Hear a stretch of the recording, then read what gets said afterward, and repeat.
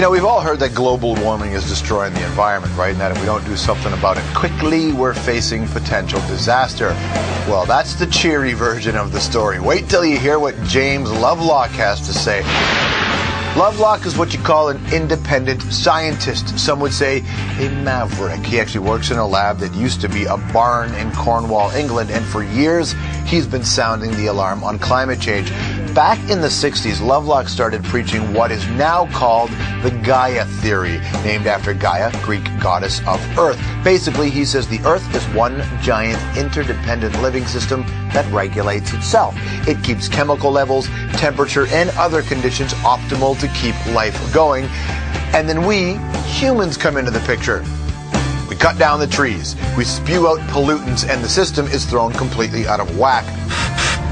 Lovelock says, look, we can't undo the damage we've done, and by the end of this century, he predicts that many places on Earth will be unlivable, and most of the human race will be wiped out. So don't waste your time trying to reverse climate change, he said. Instead, focus on finding ways to survive the inevitable ahead. He lays it all out in his new book called The Vanishing Face of Gaya.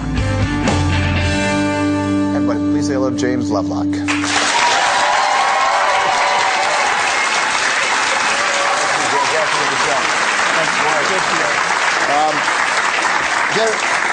It's such a fascinating theory that you have, but before we get into all the details of it, I mean, tell me, how did you come up with the theory of Gaya? Oh, well, it originated at the Jet Propulsion Labs in California a long time ago, 1965. But the name Gaya was given to me by a famous author. You probably know of him, Bill Golding. Lord of the Flies, that's right, and a whole series of other books. And I think he even got a Nobel Prize for Literature in the end. Yes. So he just said, hey, you should call it. Like, how did that happen? Well, you see, he was originally trained as a physicist. Most people don't know that, but he was. And he and I lived in the same small village in England. There's only 400 people there. And we used to chat in the village pub. And he was interested in what I was doing over there in California. And when I told him I got this idea that the whole planet was looked after itself, almost in a way alive, he said, well, you'd better give it a proper name. And I suggest you call it Gaya.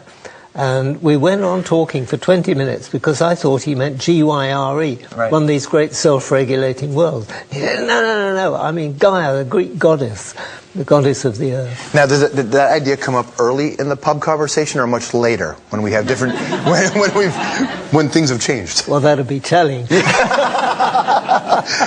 So, you're right. So the idea of of the world that regulates itself, the planet that regulates itself, is one thing. But now we're at this point, and one thing we had talked about is you say it's too late. Like we just need to deal with the inevitability. Just for people who perhaps haven't wrapped their head around it, what is your theory that says we're done?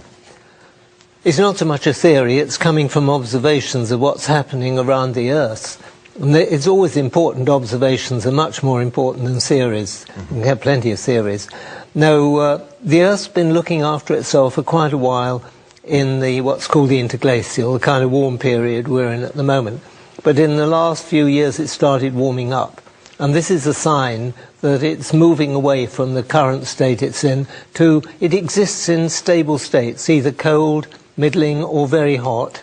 And it looks as if it's going to the very hot period. And it's been there many times before.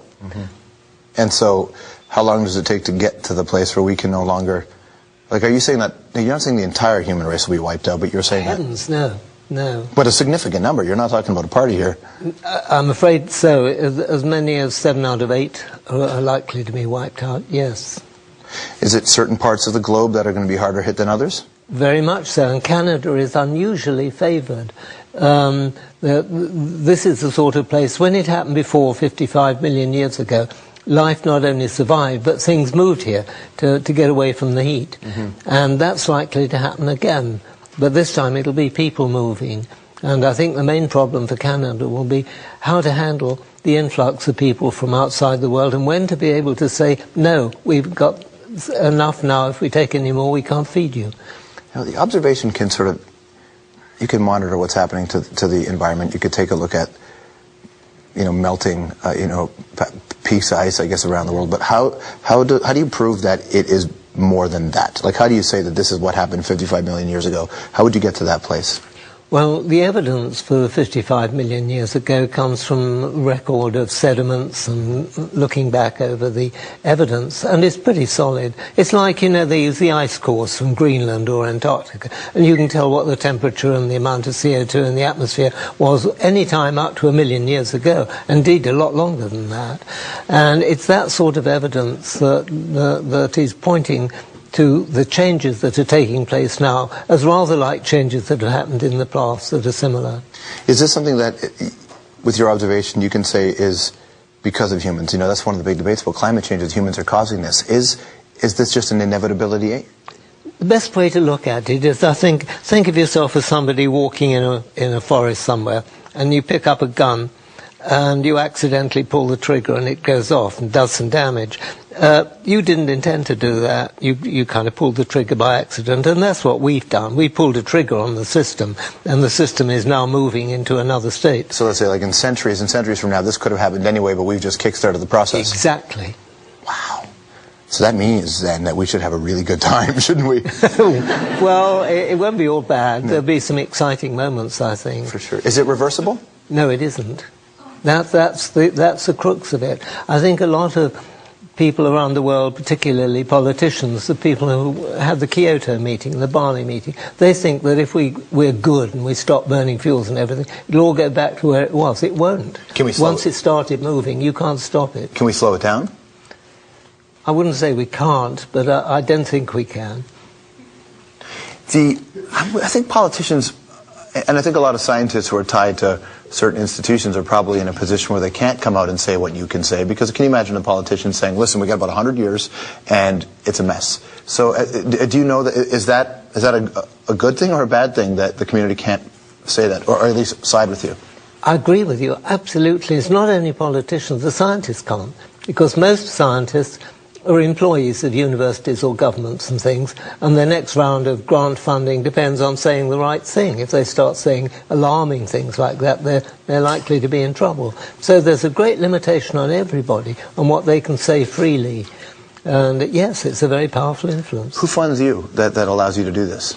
I fund myself by writing books and by inventing things. Okay, without giving away the patent, obviously, what's the thing you've invented that we need, that's coming down the pipe, that we're going to be very excited about? Oh, well, I mean, it was invented a long time ago as a thing called the electron capture detector. It's kind of provided the data that made Rachel Carson's story true, that, the world was getting damaged by pesticides and things. And it's been around a long time. I don't own the patent for that. The US government took it. Nice. Is that without my permission? Is it really? Do you find people in governments that are willing to listen to you and take what you say seriously? Because obviously what you say, there are a lot of people in the scientific community who might agree with you, but a lot of people say no. They disagree with you. Do you find people in government that can agree with you? Very much so, yes. I think politicians have a lousy job. I mean, somebody said it's the art of the possible is politics. Yeah. And no, I think they're always willing to listen, but whether they can do anything is another matter. In terms of energy, so people are talking about how do you find renewable energy sources, wind power, solar power, whatever. For you, do you look at it and say, what's now, understanding that it's over anyway, is there a place we should be focusing our attention on? Well, it's a matter of horses for courses. If you live in Iceland, you've got all the energy you need from hot rocks and stuff, so why bother with nuclear or anything else? If you live in Britain, you haven't any option. It's an overcrowded little island. You've either got the choice of burning fossil fuel coal or of going nuclear. Well, I think it's much better to go nuclear for Britain.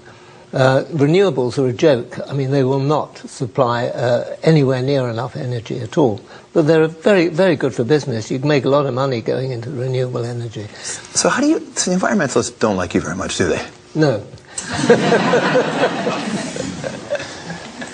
Is there a chance you're wrong in your mind? Of course there is. I'm a scientist, and you can never be certain about anything. Mm-hmm.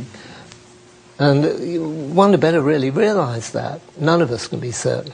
So I figured that you must have really believed in what you're saying, because you're going to space, and I thought maybe you were going to try to colonize. Are you on the Richard Branson flight? Is that apparently you're on that flight? Yeah, it's the ultimate upgrade, isn't it? Yeah, no kidding. How did you get on the Richard Branson flight? Well, I guess Sir Richard Branson read some of my books and seemed to like what he heard, and he sent me an email saying, would I like to have a free ride up into space? So I said, you bet. Did he try to name something? Did he try to take your name, the Gaya theory, or something, use Gaya to launch a product or something? I think he did, and I did email him beforehand saying, no, that was biofuels. Biofuels. And I don't think they're a good idea at all, and I said no objection to his using biofuels, but don't go and tie Gaya to it, because it isn't a Gaian idea. It's amazing. You got to read this book. It's called The Vanishing Face of Gaya. James Lovelock, everyone. Thanks for coming in. James Lovelock. All right, we'll be right back.